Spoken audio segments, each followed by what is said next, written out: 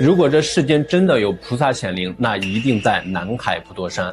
毕竟连台风路过都不敢放肆的地方，只能乖乖调向日本。就连当地的老百姓都说这是菩萨一掌将台风推走了，甚至还有人声称曾在此处见到了菩萨的真身。这究竟是怎么回事呢？普陀山被誉为佛教的4大圣地之一，而那尊33米高的南海观音神像就矗立在这座普陀山之顶。每当逢年过节，就会有大批的游客来这里祈福还愿。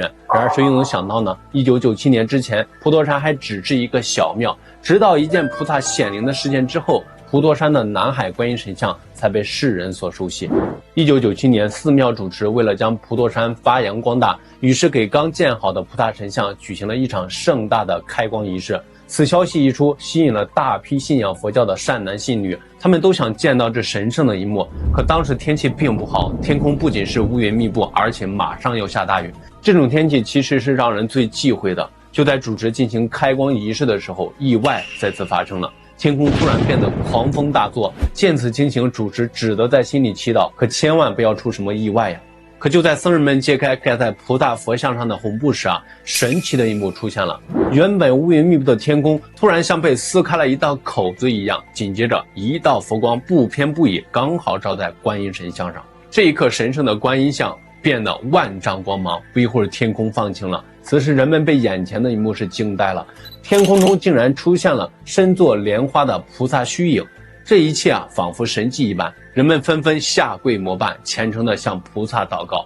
在场的记者也将这神奇的一幕记录了下来。而普陀山菩萨显灵还远不止这一件。2015年的时候我国气象专家注意到一个十分猛烈的台风灿红即将在我国登陆。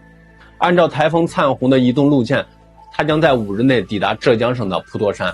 这是自1949年以来浙江登陆的最强台风，人们早就做了各种准备来应对台风。可就在台风灿红到达普陀山时，数万人竟然再次看到了一道佛光透过云层照到了观音菩萨像上。这一次观音像的周围出现了一道七彩的佛光，而台风灿红好像被菩萨用手掌推开了一样，硬生生的转个弯，头也不回的朝日本而去了。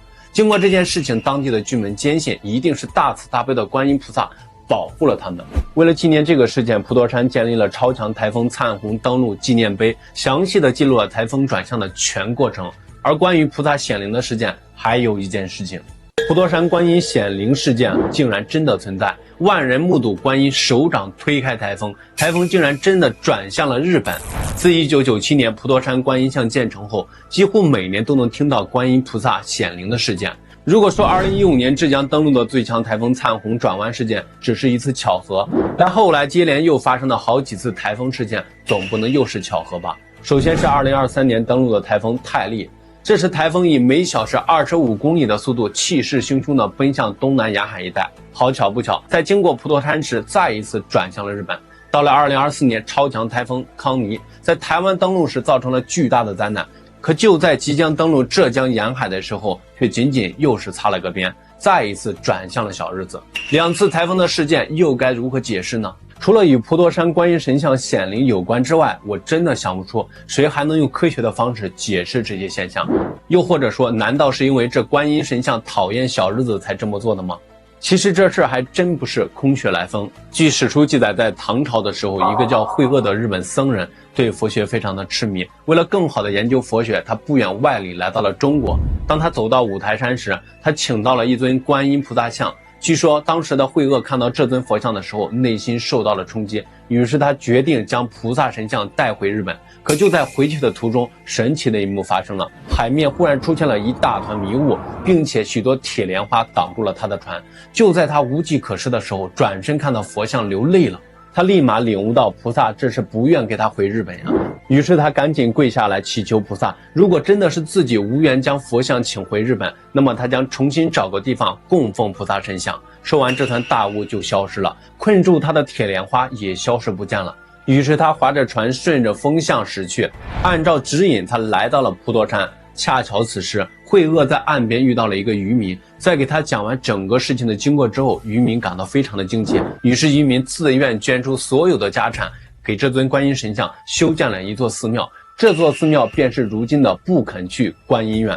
就这样，普陀山成了观音菩萨的显圣道场。几年后，关于普陀山的显灵事件可以说是数万人都看到了。一两个人说可能是编造的谣言，那么这么多人看到了，并且还有拍摄的照片，只能说是肯定有它形成的原因。